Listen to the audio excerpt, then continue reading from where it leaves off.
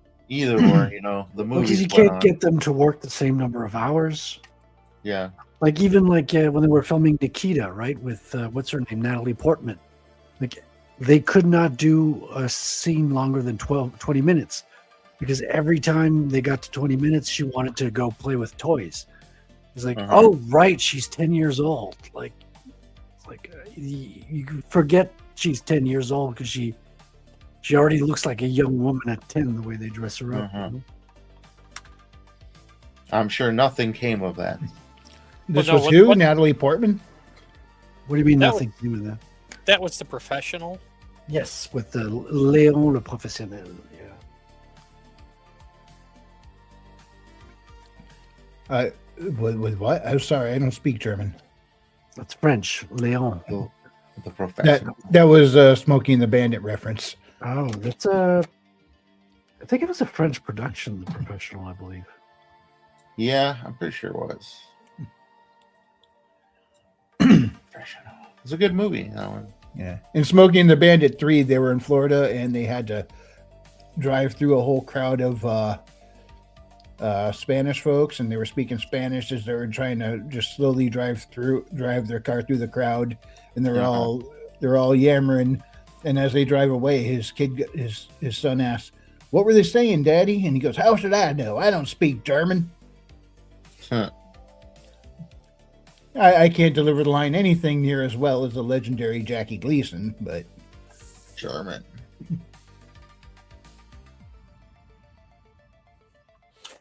Didn't he also play Chevy Chase? Didn't he also play the famous movie about like a car ride across the U.S. that it's so funny? It's just a bunch of comedians. They're all racing.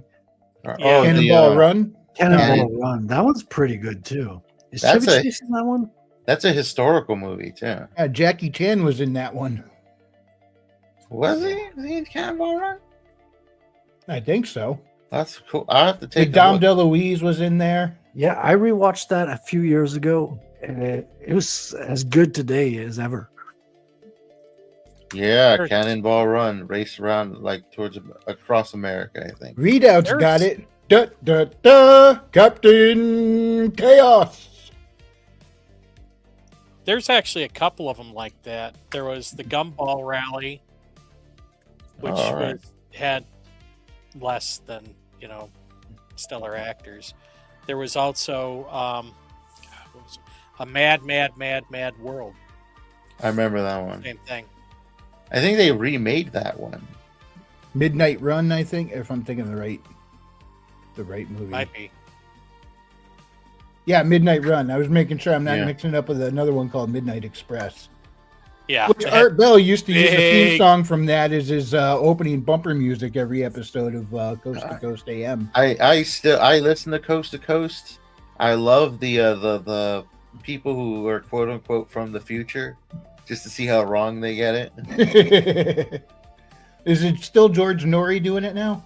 I have no idea. Probably. I was so bummed when Art Bell passed. I used to listen it when I was doing overnight security. I was stuck in a car in a parking lot all by myself, and Art Bell Coast to Coast would come on, and I would listen to that show, and it's just all the conspiracy theories, all the alien stuff. I'm like, this is fun. Because it's talk radio that wasn't politics. That's all I heard all day on the radio was politics, and now it's like, hey, something different, something to make you got the imagination going, Yeah. I'm a bit disappointed about about his passing, because you'd think someone who dedicated his life to paranormal like that would just come back and haunt something. Yeah, it was funny because when you listen to him, he was really a master of like talking to people. Because at times you can tell he wasn't really buying it, but kind of going along, getting that airtime. Well, you have to, yeah. And then there's one time where he actually terminated an interview because he just called BS on the whole thing. Really? Yeah. Sometimes pisses you off. I was watching one. This guy's like, "All right, who is this?" He's like, "I am the Antichrist." The Antichrist. Well, how do you know you're the Antichrist? Like, what's your name? Carl. Carl? All right, Carl, you're the Antichrist. Why are you the Antichrist, Carl? It's like, I have 6 fingers. Well, that doesn't necessarily cut it, Carl. I'm gonna need a bit more than that. Like, I have 6 fingers on every hand. Gonna need a bit more than that. So just like so nonchalant, heard it all. It's like, this is amazing. This is what I'm talking about right here. Jerry Springer can't live up to this. Good radio. I'll give him that. Hell yeah. Hell yeah. And he dealt with some real hell too. Issues with something happening with his kid where he actually had to step away from radio for a while. His wife Ramona passed from a massive asthma attack. Oof. And he went through some tough times there near the end. Really? I can imagine it. Yeah, it's never pleasant right there. Yeah. But now you have hundreds of hours on YouTube and beyond of Art Bell. Dude, you should totally do a compilation of like Art Bell guests from the future and how bad they fuck it up. Right? Do like live reviews? Or no, just like edit it, like right. Edit the right, best yeah, of kind of a thing. If you're listening to them, might as well. Yeah. I forgot what they were saying, but I was just laughing my ass off. Like, all right, nice try, guy. That's something we should start doing with our own shows. Like, get somebody to come on for a segment for a segment on the weekly show where he's playing a character from the future. Do another one who's playing a character from the past, and then one day get them both on there at the same time and have them argue. They'd have to be good performers. They'd have to be good performers. They think on their stuff. Sounds expensive. Well, they don't have to be good performers as long as they're hilarious. Well, that's what you need to be a good performer. Hilarious. Yeah, another good one I remember, because you have no idea what's going to happen on half of those Art Bell shows. It was like a vampire call-in show. And then a vampire hunter calls in, and he's talking to a vampire hunter, and then like 10 minutes in, he gets the vampire hunter to start screening the vampires as they call in. He's like, what do you think about this guy? That's gold. It was pretty great. I'm like, yeah, this guy is a master of live radio. And he had that voice as well. Like, he really had a deep, calm. Yeah, there's Art Bell. He has the voice of a narrator. narrator. I don't know how else to describe it, but he sounds like a narrator. Like he's narrating. He's got like just the right amount of burn in his throat. From the high desert. You need to smoke cigars and drink whiskey, I think, for that. And then his announcer for the bumpers, it was this dude with a really deep voice where I guess he was a news guy, and a lot of people thought it was somebody doing a voice for the show, and it turns out no, it was his real voice. In fact, one time when Art had to sit it out, he came in and filled in for the show. And he's just talking to people. It's like, oh, wow, that is his real voice. I mean, yeah. And then I think I found clips of him doing a news broadcast on TV. And yeah, that was his voice. It was unusually deep. Was kind really of like cool. the voice of Bender from Futurama. That's just his regular voice. Bender versus the Terminator. Yeah. I was listening to I do have them on DVD, but I used to have all of them on DVD, first 5 seasons, and they have a not live commentary. Yeah, I guess you can say live commentary. You play it, and they're like, real time talking about the show. You see them in the corner, and they're all introducing themselves, and you get to him, and he's like, "Holy shit, that's just his voice. That's just Bender. That's what he sounds like as a human being." Yeah, he did the voice of. I think Crosshairs in one of the Michael Bay Transformers movies. And when you listen every once in a while, you're like, oh yeah, that is Bender. Here's an interesting one most people don't know. The guy who voiced Patrick Star in the SpongeBob cartoon also played the character doing the exact same voice as the Yeah, I cannot remember names today. In the short television special, I think it was like a 3-episode series of The Stand, he played the mentally challenged gentleman. He was on I think the God, what was it? I think it was the series was called Coach. It was it was like a sitcom. Yeah, I used to remember watch Coach all the time. Yeah, Coach was the voice of Mr. Incredible. Yeah, it's true. There you go. Now Patrick Star was on that one too.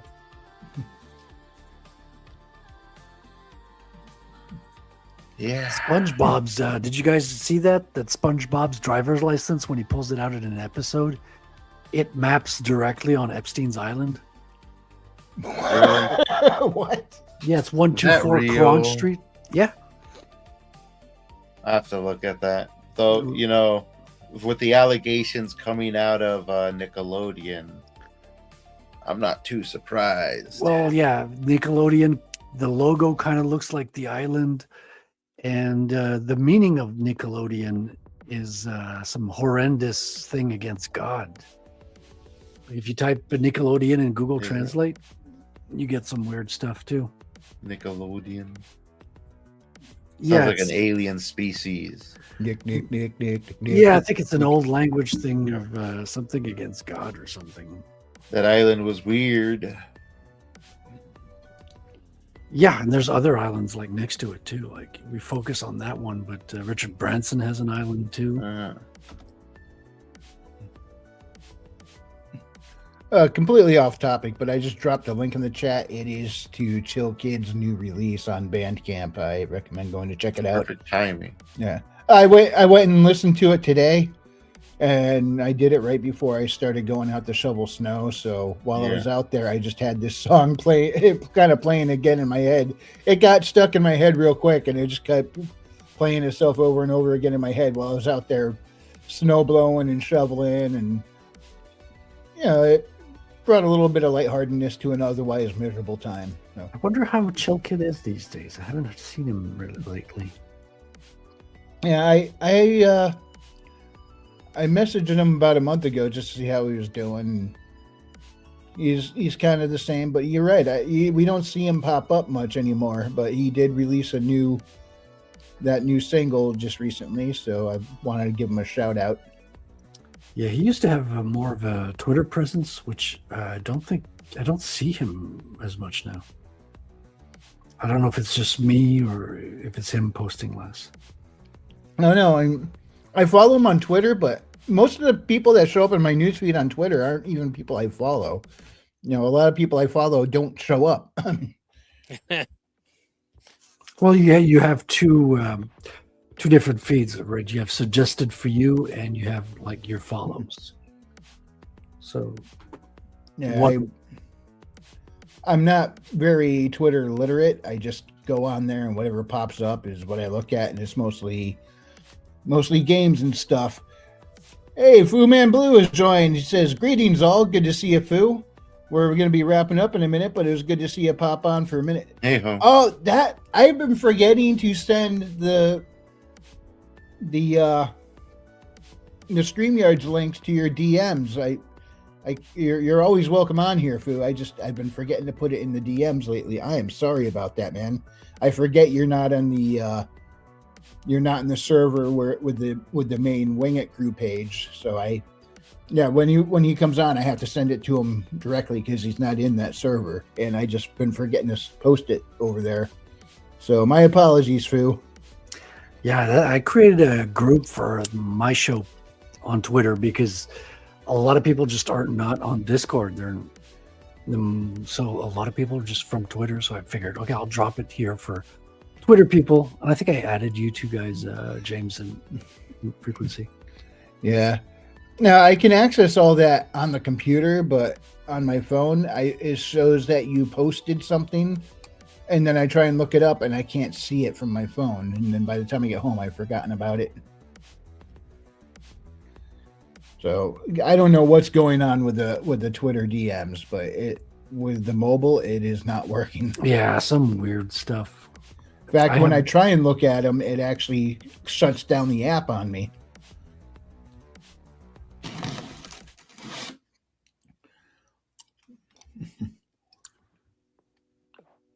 This awkward silence has been brought to you by Frequency Studios.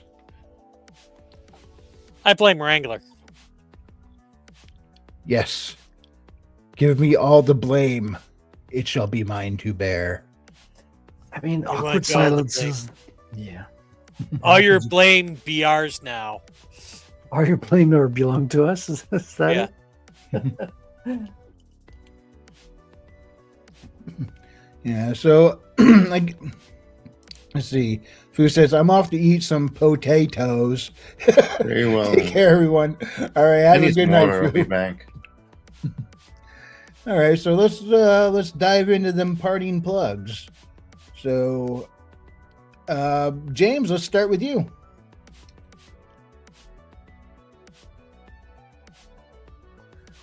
Okay, You're James. muted, James. Anytime now. Okay, You're muted. Herman, let's start with you. The Revenant in the Tomb is now 99 cents on Amazon. Actually, it's 99 cents pretty much everywhere. So buy my book, and I guarantee you'll enjoy it. Well, kind of, if you like those kind of things. Anyways, All right, is James back to his keyboard yet? All right, Frederick. Hello there. I didn't see you there, but yes, I've got a website, Comicsgator, which like catalogs a lot of the comics that have been out for years and some that are not out yet, and to help promo people's campaigns. So you can follow the calendar and see what's coming up this week. We've got what's it called? Babe Bots is closing tomorrow night. And we've got the Nostradamus Effect, which is doing a relaunch on Friday. On top of that, I've got Rattel in the works, and I'm getting ready to go to the printer, which is why I'm panicking and realize I got to finish my cover, which is what I'm doing here. And I've also got a show called Proof of Comics with Wrangler here, and as well as James. James has got a special sequence, a special show within the show called the Negative Zone. I don't have an echo, so I'm just doing it Negative myself. spaces, Negative space. Zone space, because that's how you draw focus to the stage. Exactly. So come check that out. It's always a hoot. We have fun. And sometimes we have so much fun that I don't get any drawing done. So check that out. And I just put the Comics Gator link in the live chat. Thank you. All right, and let's roll your trailer. Our world is crumbling, and most people are blind to it. A young computer whiz named Raimi decides to stand against the rising tide of oppression, only to find himself under the boot of those behind it all. Incarceration only proves to refine his resolve. Divine intervention takes away all fear from him in order to fix a broken system that enslaves us all. There comes a time when good men must ignore bad laws. Raimi dons a mask and becomes Rattel.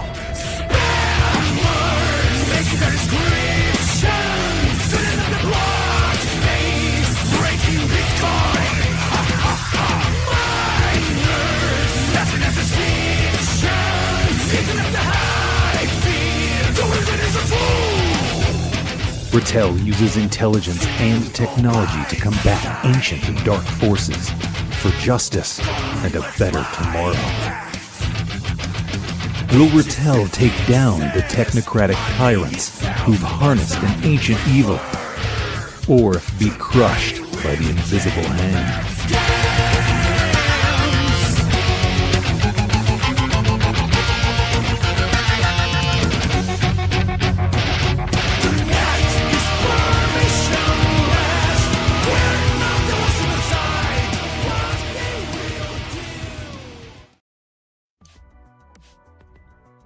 Yay! Comic books. They're like words with pictures that aren't necessarily for children. What's the deal with comics? Like, what's the deal? You flip through them, you read them. They got 21 pages and they're $5.99. It's like a candy bar for your eyes. With that, James. Hail world. Hail world, I am a sandwich who writes and hides amongst your ilk as I continuously hide from the hungry hordes of humans. You can check out all my writings at worldwithoutendlore.substack.com as I am hidden underneath the wrapper with the little keyboard down here. And as I am hidden underneath the wrapper with the keyboard, I have recently penned my final entry to my current series, which is The Evergreen, an excellent, fun little romp, which all my readers, which is particularly just Wrangler here, have been enjoying. But a lot of other people who haven't been saying stuff keep coming back. So clearly the flavor must be to savor. So find it all at worldwithoutendlore.substack.com, where you can find yourself some free downloadable PDF to boot. With that, hit the trailer, Wrangler. Through hollow night, our voices soar. We roam no more, our spirits roar. In dust and shield, our hearts burn free. We sing the spark of destiny. No throne, no crown, no gilded lore. Our oath resounds forevermore. Against the tide, we stand as one. Our crow will echo when dark is done.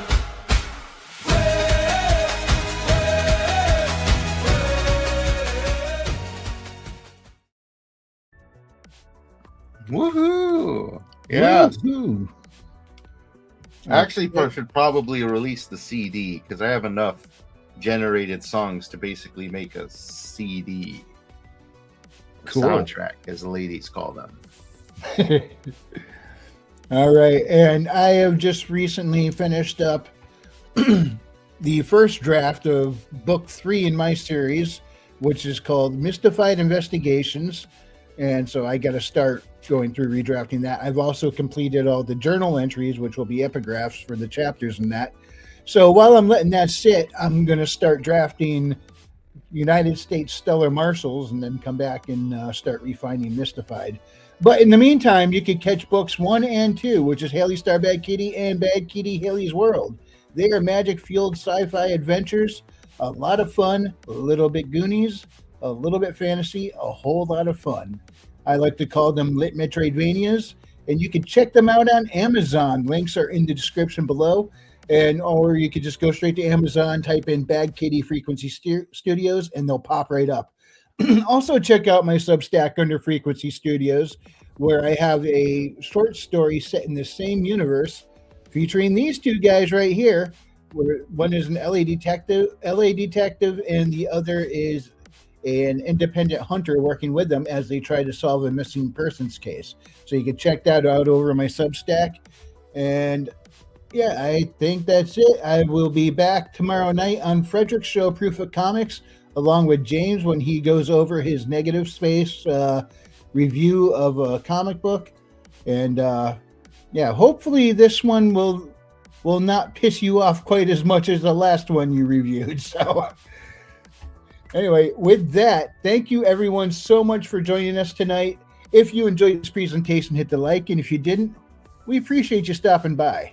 We'll see you next time, and God bless. God bless. Yeah, I should have talked a little longer because I got a little bit more to go before the song ends. It happens. Quick, people, say words, use words. Blah, You blah, gotta- blah, blah, blah, blah, blah. Yep, there's that, because we got to keep them interested till the end so I can... Hey, I'm drawing a picture. It's worth 1,000 words, okay? Go support Eric July. What's so funny? I'm trying not to cough. Hang on. Winter can't end quick enough. Yeah. Frederick's picture is worth 1,000 words right there. Look at that. Nice. I'm inking. I'm inking. What a world. Oh, that's my cue, and I'm not near the. There's a clip. Jewish space lasers. Good night, everybody. Good night.